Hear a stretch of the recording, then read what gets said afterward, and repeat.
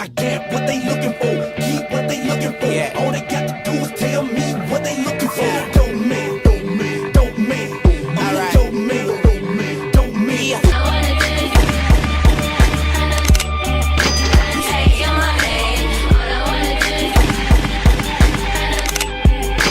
take your money. All I wanna do is take your money. Welcome back.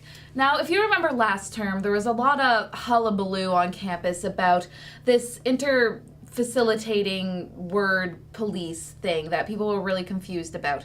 Were they policing your dialogue? Were they listening in on conversations? Well, now we're with Talia Radcliffe, and we're going to get the 411. Yeah, Katie Peterson went out on the street as well to kind of see what you guys thought, too. You know, if you thought it was a good thing or if a bad thing. We just wanted to kind of see what it was all about. So here it is. Hi, I'm Katie Peterson for QTV. I'm sure you've heard the term intergroup facilitators floating around campus. If not, I'm sure you've heard conversation cops or thought police or various other terms that have been coined to describe this group of people.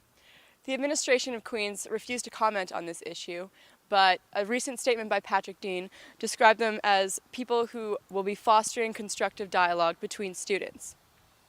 We know what the Journal thinks about this issue. We know about what the National Post thinks about this issue, and we know what the Globe and Mail thinks about this issue. And today we're going to go around campus to find out what you think about this issue. What do you think about intergroup facilitators? Do you think they're a good thing, a bad thing? I think it's a really good idea by the university. Like, they're trying to respond to the racism, which is something they have to do. No, I definitely don't support it at all. Neither do I. I don't think it's a good thing for the Queens community. I think it really takes away from freedom of speech, and yeah. And like having those kind of things in residence, it's kind of a place where you live and where you're supposed to feel comfortable. And I don't know, having someone else listen into your conversations and kind of nitpicking on what you're saying is wrong would kind of make me feel uncomfortable. I think it's an interesting initiative that Queens is undertaking. I haven't really come across any of them, and I wouldn't really know what their approach would be like, but I guess it's pretty much on the fence for me and I guess most people, but who knows, we'll see what happens. When I first heard about it, I thought it was absolutely ridiculous that there was people listening in on our conversations, like writing us up, getting us in trouble for freedom of speech. But then I heard from my Don that it's not really true. They're not actually sitting there listening to us. They're actually just there to mediate things, like if you have troubles with racism and stuff like that they can help you out. So before I thought it was messed up, but now I don't really believe in it and think that they're not really a problem. We shouldn't be worried about conversation cops because it doesn't actually exist. Have you heard about like the bad press that we've been getting as a school about it? Do you think it's going to give like the school a bad rep, or is it just going to blow over and not be a big deal?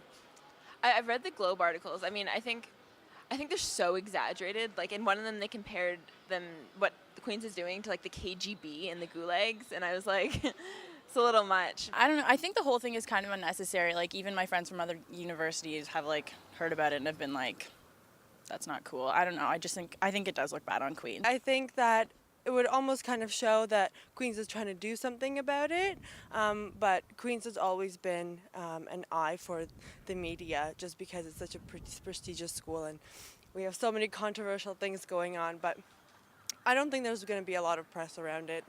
A lot of people don't know about it and it doesn't seem to be such a big deal almost.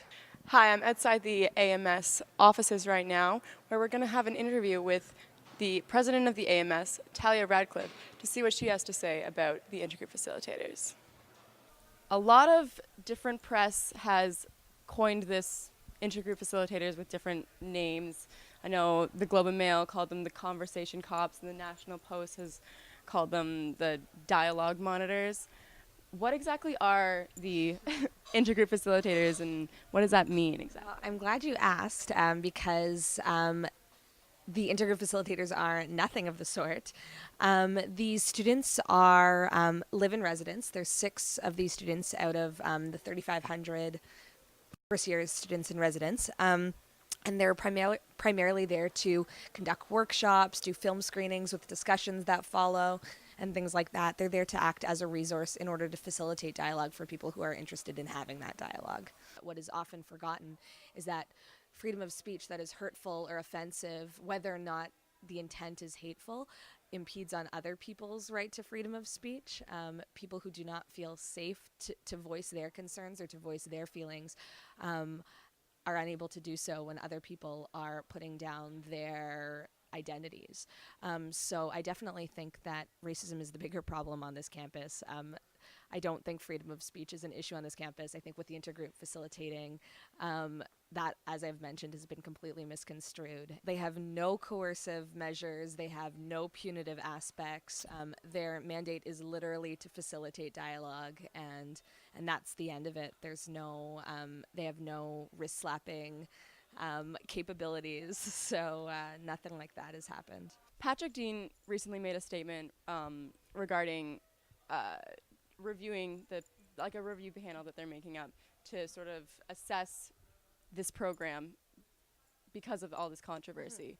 Do you think that it's likely that intergroup facilitators will be sort of a canceled program, or? I don't think it is going to be canceled at all. I think that this review process is actually probably more dedicated to letting everyone know that this program is a sound program, that everyone's fears can be quelled, that it is about dialogue facilitation and not about thought policing. But I do know that the university is very committed to the program and all the positive effects that it will have. So I think that all that this review will actually do is kind of calm people's fears.